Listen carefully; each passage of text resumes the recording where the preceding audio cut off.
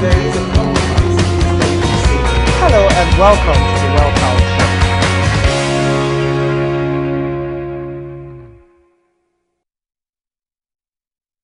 Show. Good afternoon and welcome to another edition of the Well Child Show, brought to you by Global Child Health and Safety Initiative. Today on the show we're looking at a very critical topic, and we're dealing with teenagers and goal setting. I have a very special and I'll say the very right resource person to help us do justice to this topic. So stay tuned and we'll be with you after this quick break. Don't go away.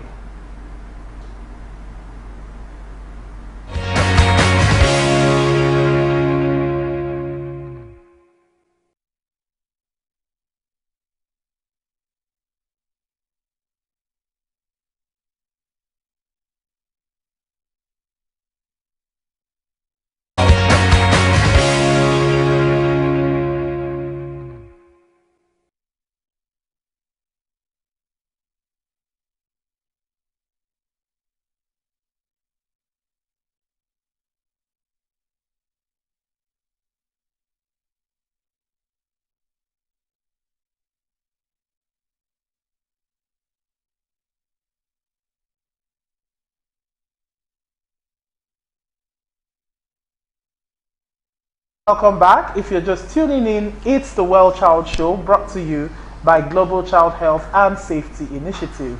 My name is Kemak Onyenuchea, and I'm glad as always that you're spending your day with us.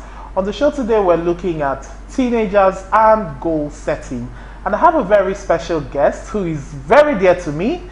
She actually is my little cousin, and I think she is in the best position to do justice to this topic, because I have watched her over the years grow into the woman that she has become, taking deliberate steps every day of her life to achieve the aims and the goals that she set for herself.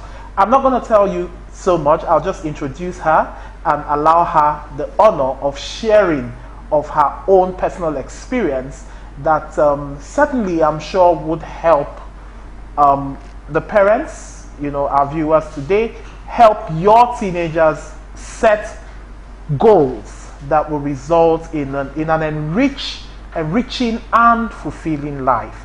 So joining me today is my dear cousin, Ambassador Joy Ndidi Chukwu.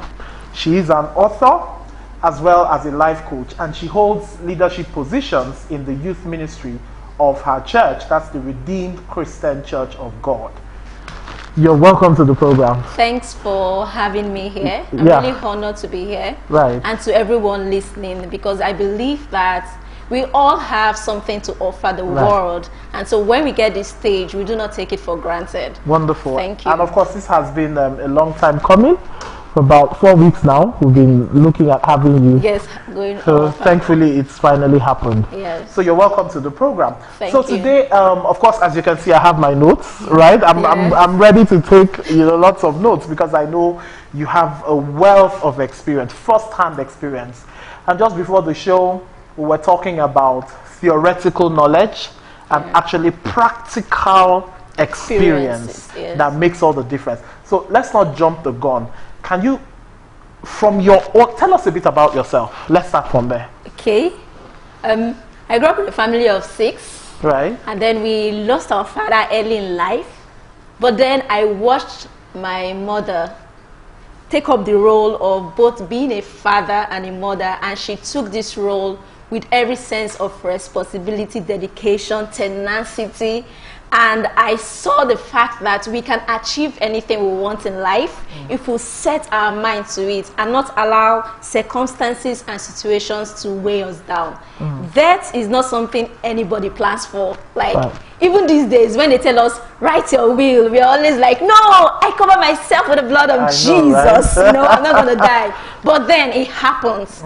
And she, not having to plan all this, stood up to the responsibility, mourning her husband, being conscious of her children, and then setting out to do something. And today we are glad of the kind of people we have turned out to be because of that. So seeing her do that alone gave me this insight that I don't have to allow anything to stop me from reaching wherever I want to get to in life. And anything can happen, everything can go so. But then focus and perspective can help us to reach that destination that we are supposed to, that God has planned for everyone to be. Nobody is a nobody.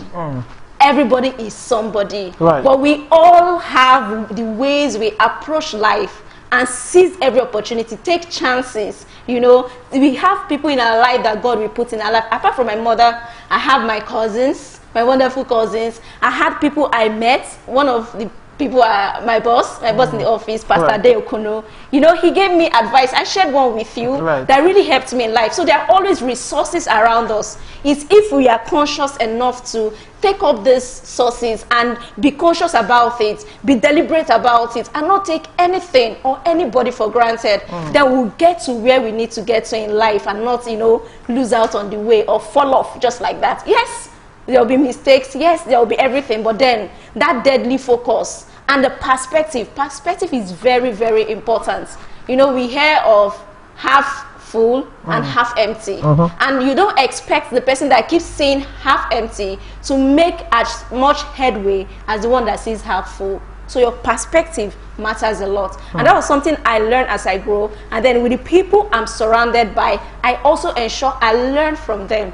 Because there is, beyond the class, we have what we call learning by observation. That's the physical classroom? Yes, beyond the classroom. There's what we call learning by observation. So you watch people, how they are able to achieve what they are achieving, how they are doing, how they live their everyday life. And then you adopt one or two things, not copying now, adopting their style. And that is why you see children raised up in good home, but they end up doing something else. It is where they are focused on. It is the perspective they choose to, you know, harness the life from. And so when you look at it from the right perspective, there are always people there to direct you, to lead you, even if they don't come to tell you. You're watching them, you're learning, and you're making a headway. Wow, wonderful. Okay, now you've mentioned, I've taken notes about 1, 2, 3, 4, 5, 6 really key points that you mentioned, and I want us to break it down. So from your own life experience, we're going to address this issue from the angle of helping parents to understand how they can apply these principles, these pillars, so to speak, in helping their teenagers make informed decisions. Because of course, you know, the teenage years are very critical in the life of an individual. There's so much uncertainty, there's a lot of confusion, exploration, it's trying this, exactly, trying out and there are so that. many different conflicting options, right? Now you talked about focus, you talked about perspective, you mentioned mentorship, and then resources available to people, and you also keyed into relationships, and then you also talked about mistakes. And I know before the show we had mentioned something about, you know, everyone making mistakes, and parents helping their children not just to acknowledge but to own their mistakes. Okay, maybe we should start from there. Okay. Like looking at it from the angle of a teenage years, and we're trying to help parents understand how, you know, the uncertainties of the teenage life can lead their teens to making wrong choices. How can parents help their teenagers own those mistakes they've made, and how can they turn it around? Okay. One thing parents should understand is that the life they lead, daily, they live, is more important than what they tell their children. Right. And so children are drawn more to what they see you do than what they hear you say. Anybody can say anything. When you make a mistake, you own it. You say, okay, this is what I've been able to learn from it. I was discussing something with you. I was like, every parent say, I took first in the class. Right. You know, I came second. So who came last? Do you get? You want to ask that question, who came last? Now, if you come last and you're able to say, this is where I came last, this is what I think I did, then you're directing your child not to make the same mistake. But whereby you cover up everything, even when that child is failing, he will feel that that is the end. Wow. I can't go ahead. Like there's no hope hope beyond yes, the failure. No hope beyond Wow. failure. My mother didn't fail. My daddy Wow, never that's failed. deep. So let me just give up. I see young people entering, depression mood. Right, Yes, and even suicide. committing suicide. You've just touched on something really critical. Because if a young person, and this is to the parents out there, if your teenager who naturally looks up to you for guidance and direction can be made to understand that in the journey of your own life, in the trajectory of your life, there are places you have missed it. But somehow you were able, by the help of course, the people and the resources around you, to put everything in perspective and bring yourself back on track. I think it does go a long way. Yes, it does. In dissipating the feelings that you mentioned, the feelings of hopelessness, yes, depression, and even suicide. Yeah. That drives a lot of young Yeah, people. they understand that failure is not the end. They can always get back up. When a child is learning to walk, the child falls, and then still gets back up. So it's something that is nature, but whereby we begin to grow. And everybody is painting a perfect picture. When people fall, they will feel that is the end. So there's a power behind you telling your true story, your true lifestyle, even beyond your children, to other people, so that you can really groom them to be solid and not just, make a nice structure that has no foundation. Wow. And as a parent, you're the first teacher of the child. Outside source is secondary. The outside source is second. You are the first, so you should be conscious of that. But these days we have a little bit of challenge economically, where we have both parents want to work so that they can keep up with the which is not bad, which is not bad. But then carving out time for your children is very important. If not, at the end of the day, they will give you a time that you'll be forced to do what is not right. Wow. So it's very, very important. So that we beyond teachers, yes, it's good you pay for the school. It's good you have the nannies, the extra coaching classes and all, fine. But how are you intentionally grooming these people? They are your responsibility, your number one responsibility. So you should be conscious of that as well as a parent, to be conscious of that. Right. Be present. Wow, that's really key. Yeah. And I think, of course, this show usually takes a life of its own.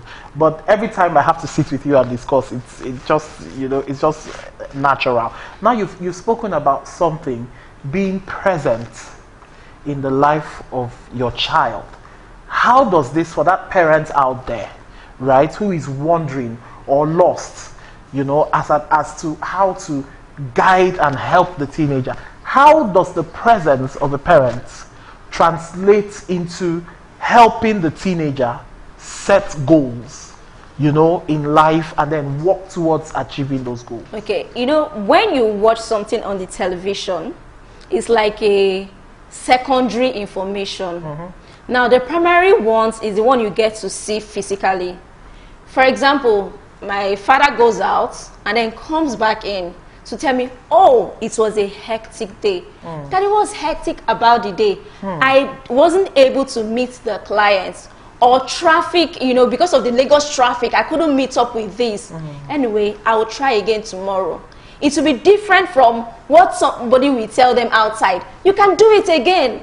Even when there is traffic, don't worry, tomorrow you try again. That is words of mouth. Wow. But they've seen their father, and the next morning, they are seeing him dressing up, and going again. Going again. Wow. So you're painting a picture of, I'm not stopping here. Resilience. Yes. So you see, yesterday I couldn't achieve what I set out to do, but today is a great day. Today is another day. Wow. And so you're going out. Tomorrow, even when you're not there, and something happened, they face this thing, they'll get up again. My daddy still went out the next morning after that terrible traffic day, and they will set out with all their minds, and they will achieve what they want. And that really is the spirit of resilience. Yeah. Not giving up, even despite all sorts of challenges that one faces. Okay, we're going to go on a very quick break, and when we return, we would move to other aspects of this discussion. Please stay with us. We'll be right back after the break.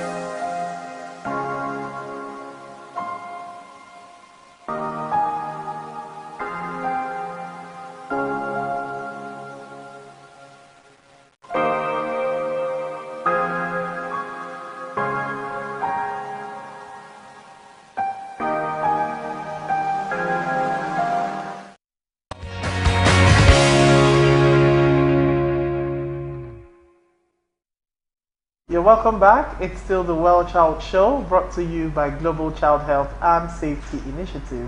My name remains Kemak Onyenuchea, your host, and I have my dear cousin in the studio with me today, Ambassador Joy Ndidi Chukwu, and we're looking at the topic, teens and goal setting. You're welcome back to the program. Thank Joy. you. Right, thank you. Like, I'm really learning a lot from our discussion. Wow. And you know, the irony is a lot of these things we have shared in the Yeah. past, but it's coming with a new zest that is making me, you know, that's popping open a lot of portals in Wow. my mind. Now, let's look at mentoring, right? Just before we went on the break, you were talking about the need for parents to be present in the lives of their children. Speaking about mentorship for teenagers, it's an observed phenomenon that teenagers are not well, most teenagers, for the most part, are not particularly best friends with their parents. Teenagers are observed to confide more in other people than their parents, maybe their peers, their friends, even some adults too. They would rather confide in external adults than their parents, who are supposed to be like their primary source of, you know, mentoring. What would you have to say about, and how can parents help their children? First of all, is it ideal for parents of teenagers to help or guide the teenagers to develop mentorship relationships with other adults aside them? That's the parents. What would you say? What's your take on that? Okay, before I go into that, I want to say that, you know, for we in this part of the world, except for the young parents that are coming up now, we are changing things a little bit here and there. Parenting is rigid, and there are certain things that are odd to discuss. Right. So that is why teenage, and they would always have these questions. Right. They would always want to discuss. They are inquisitive at that stage, at that age. Right. I know I'm somebody that asks a lot of questions. Like, I ask so many questions. Oh, yes, you did. So they'll be inquisitive at that age, and so they can't ask their parents. Of course, they will find someone else to ask. Okay, So, sorry to cut you short, but yeah. why is it difficult for teenagers to, you know, confide certain things in? Is it a function of, you know, the backlog of the relationship with their parents, or is it just a natural thing that teenagers find weird? Okay, I think it's like I mentioned earlier, the parenting style of, you know, our parents. There are certain things they could not discuss, you know, with us. Right. Those things like they are sacred. Oh, don't go that area, but it's happening. Do you Right. get? Right. Yeah. So with that, you don't want to. Children want to go where they are free to express themselves and everything. So whether we are conscious of it or not, everyone have a mentor. Every one of us have somebody we are looking up to and we are learning from. Right. Somebody that is easy for us to ask certain things and discuss some things with. Or even just identify with? Yes, so it's either a conscious thing or non-conscious thing, but everybody have a mentor. Now, it would be okay for the parents to, you know, encourage the children to have. I had people who I really looked up to. I remember when I was, you know, in the teen age, I had somebody elderly that was giving me books to read. He would say, go and read this book and go and read that book. And then when that person sees me, I know that this person is expecting certain things from me, and so I would not do certain things. Then even as a young adult, you know, for example, if you're not in the same line with your parents in terms of profession or what you want to do, of course there are other people you can as well look up to. I gave an example of my boss that I call father, because he really guided me professionally. This is not something my mama can, you know, my mama cannot guide me in that area because she's not an accountant. That was not what she studied. She studied something else. Right. So when I met, you know, Pastor Adeokono, you know, my, you know, focus changed and it was well aligned. And so in this part, he was able to build me up professionally, and I was able to be stable in knowing that this is what I'm supposed to do to become this person. Now we have other areas as well. In the ministry, also you have people that you also look up to. in different areas. When you want to discuss certain things, it's not, you don't discuss it with the same group of people. That's right. You know that there are certain things you discuss with me and it will give you insight, to really help the discussion. You would not discuss it with another person because it will just be a back and forth, or the person might not be interested in or it. knowledgeable in that area. So we have different people for different things. However, we should have it at the back of our mind when looking out for mentors or having a mentor, or being conscious of it, that we are all human and we are bound to make mistakes. Everyone makes mistakes. There's nobody that doesn't make mistakes. And so we don't, because of that, to say, oh, some people say, I don't have mentor because, you know, people can disappoint. Oh, yes, we are human, but we must disappoint. But for you to be conscious enough to look out for the good things, that's why I say perspective.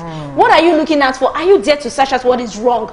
If you can identify that this is wrong, then leave it and go for what is right. Focus on that area that is building you up. Then the area that is not will just be, you know, insignificant to you.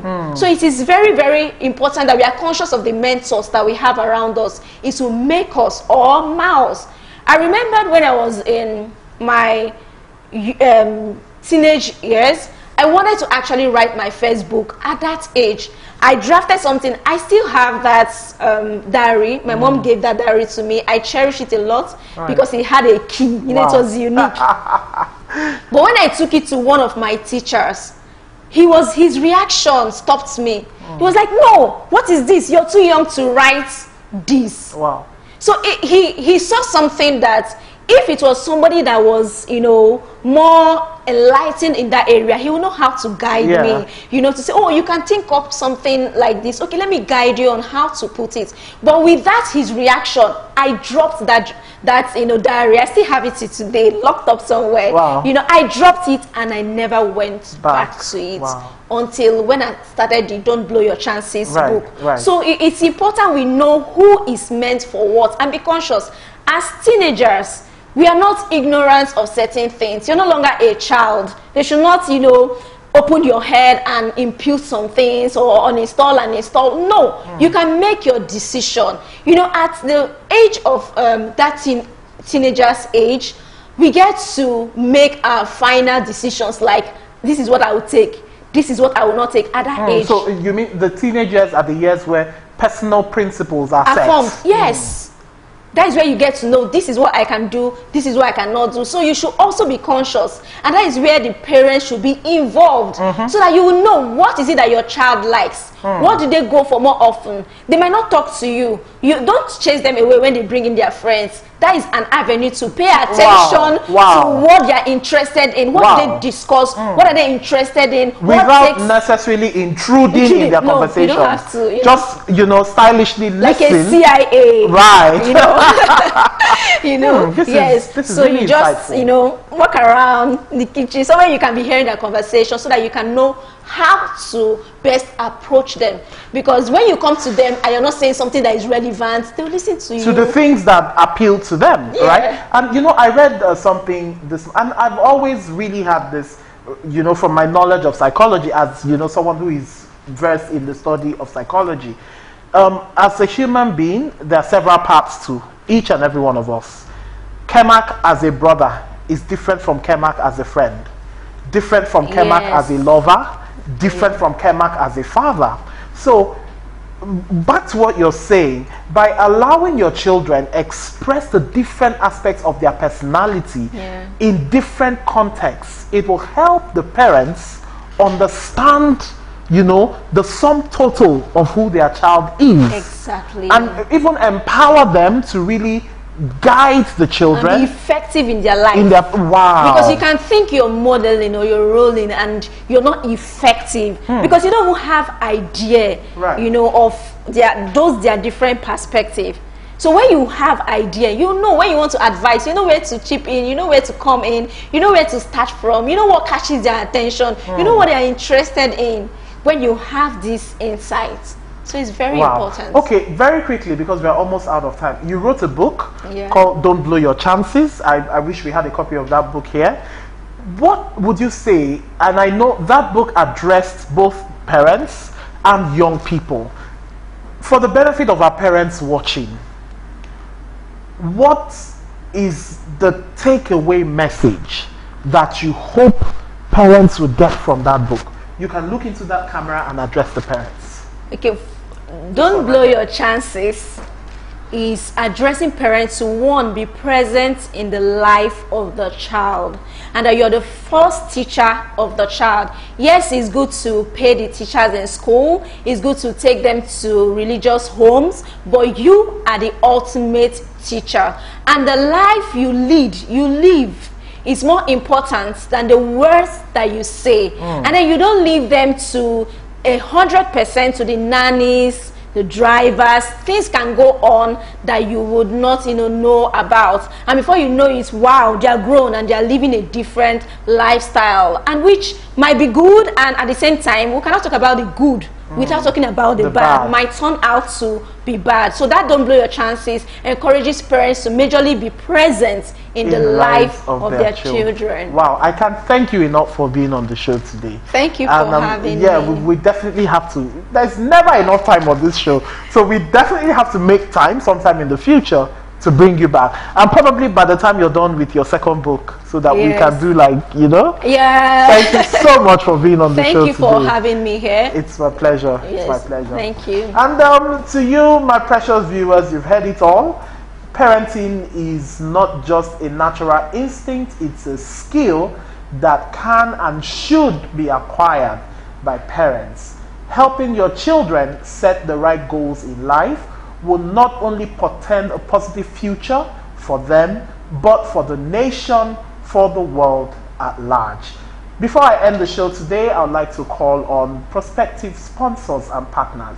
Help us keep this show on the air.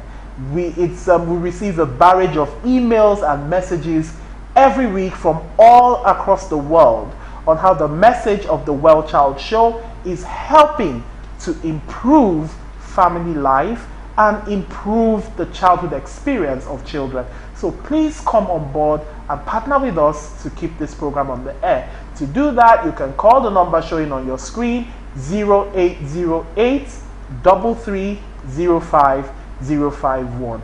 Thank you so much for being a part of the show today. I'll be back again on same station next week. But before I leave, I want to remind you that child health and safety is everybody's business. Goodbye and God bless you.